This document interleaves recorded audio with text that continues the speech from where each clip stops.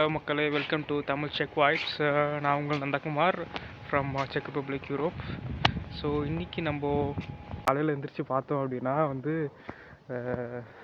ஒரே சர்ப்ரைஸ் தான். என்னென்னா ஃபுல்லாகவே நான் இருக்கிற இடம் ஃபுல்லாகவே ஸ்னோ ஆகிடுச்சு. ஸோ காலையில் நீங்களே இங்கே பாருங்கள், இங்கே தெரியும் எப்படி இருக்குன்ட்டு வெதரு. ஸோ கார் என்னடா எடுக்கலாம் அப்படின்ட்டு பார்த்தா ஃபுல்லாகவே ஒரே ஐஸ் ஆகிடுச்சு. இப்போ டெம்பரேச்சர் பார்த்தீங்கன்னா -5 degrees இன்னைக்கு. ஸோ வாங்க நம்ம காரை க்ளீன் பண்ணிட்டு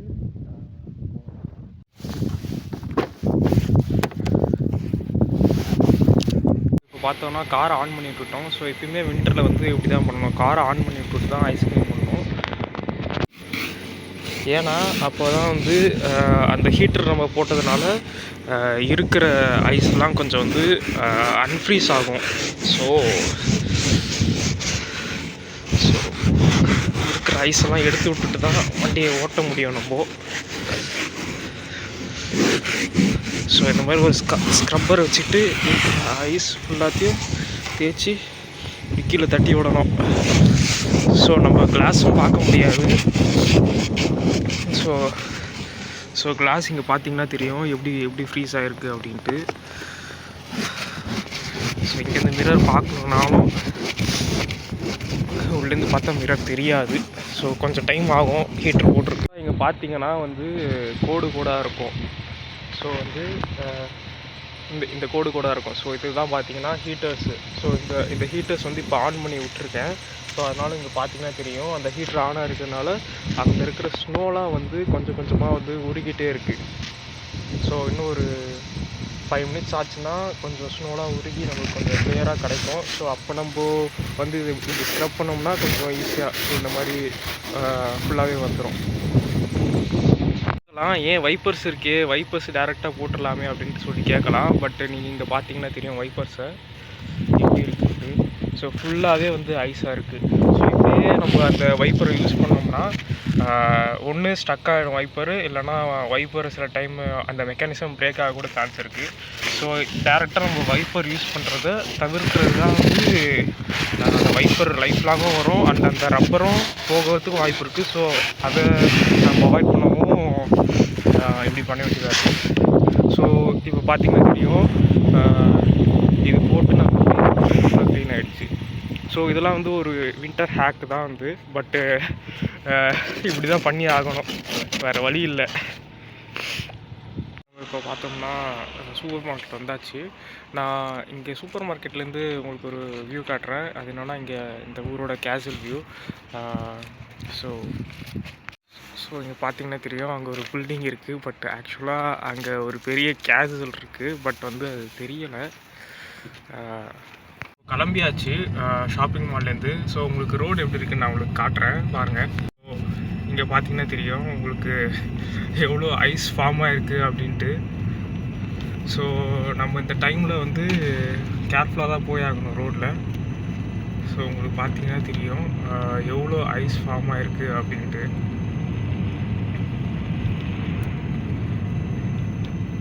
ஸ்னோ பூட்ஸ் போட்டு தான் நடந்தாகணும். அண்ட் ஏதாச்சும் ஸ்லிப் ஆச்சுன்னா நம்மளால் இம்மிடியட்டாக ஆம்புலன்ஸ் கூப்பிட்டுக்கலாம். ஸோ அதெல்லாம் எதுவும் பிரச்சனை இல்லை. பட் நம்ம நடக்கும்போது பார்த்து நடக்கணும். ஆக்சுவலாக நாங்கள் இருக்கிறது கொஞ்சம் ஹில்லி ஏரியா தான். ஸோ மலை மேலே ஏறுற மாதிரி தான் இருக்கும்.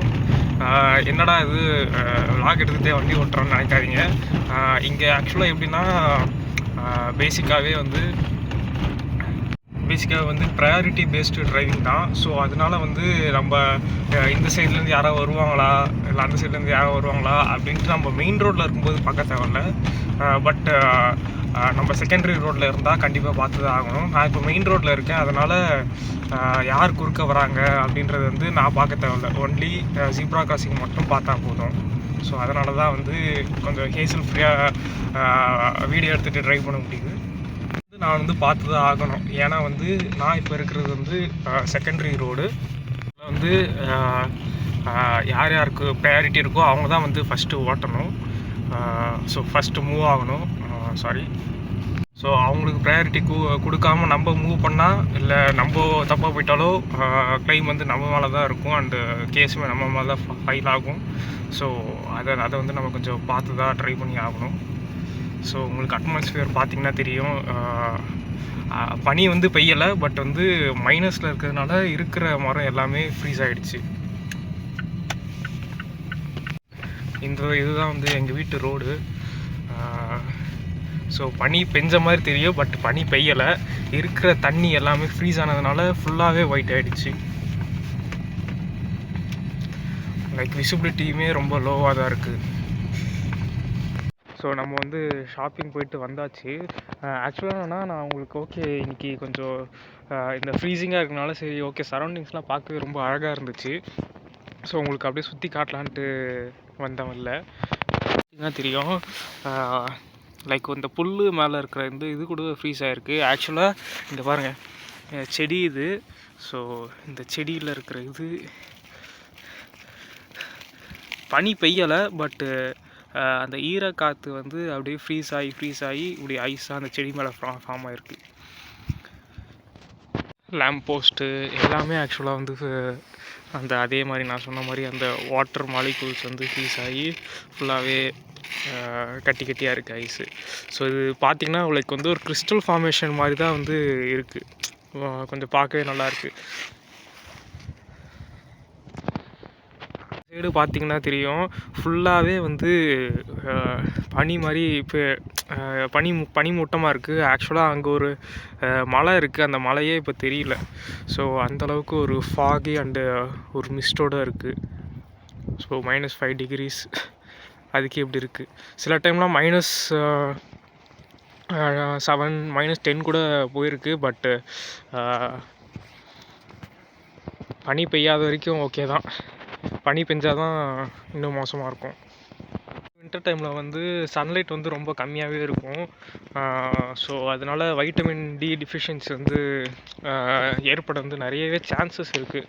ஸோ அதனால தான் ஒரு 12 o'clock இல்லை 1 o'clock இந்த மாதிரி வந்து வாக்கிங் வந்தோம்னா சன்லைட் இருக்காது, ஒரு வெளிச்சம் மாதிரி தான் இருக்கும். பட் இருந்தாலும் அந்த ஒரு வெளிச்சத்துக்காக ஒரு வாக்கிங் போனோம்னா வின்டர் டைமில் நம்மளை கொஞ்சம் ஆக்டிவாக வச்சுக்க வந்து ரொம்பவே ஹெல்ப்பாக இருக்கும்.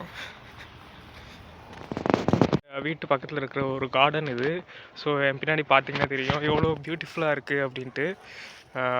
ஃபுல்லாகவே வந்து லைக் ஒயிட் ஸ்னோ ஏரியாவாக அப்படியே ஃபுல் ட்ரீஸ் எல்லாமே கவராக இருக்குது. உங்களுக்கு அந்த வியூவை காட்டுறேன் பாருங்கள்.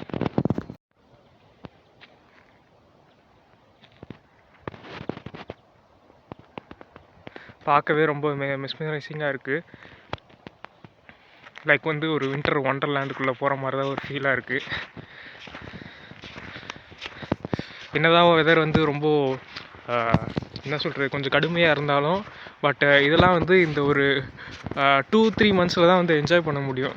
ஸோ வந்து நம்ம இந்த வெதரையும் குத்தம் சொல்லாமல் இதை நம்ம என்ஜாய் பண்ணுறதுல தான் வந்து அந்த லைஃபோட எசன்ஸ் இருக்குதுன்னு நினைக்கிறேன். ஸோ என்னடா இது வெதர் இது அப்படின்ட்டு சொல்லாமல் இந்த வெதரையும் என்ஜாய் பண்ணால் தான் லைக் அது வந்து நம்மளுக்கு பிடிக்கும். அண்டு அதை கூட நம்ம பழகிக்க முடியும். இதையும் நம்ம ரசிக்க ஆரம்பித்தா தான். ஆக்சுவலாக இதுதான் வந்து ஊரோட எல்லை முடிவு. இதுக்கப்புறம் வந்து இந்த ரோடு வந்து வேறு ஒரு கிராமத்துக்கு போகுது. ஸோ நீங்கள் அந்த சைடு பார்த்தீங்கன்னு தெரியும், அது ஃபுல்லாகவே வந்து வயல்வெளி தான். ஸோ அந்த வயல்வெளி ஃபுல்லாகவே ஃப்ரீஸ் ஆகிடுச்சு ஆக்சுவலாக. ஸோ இதனால தான் வந்து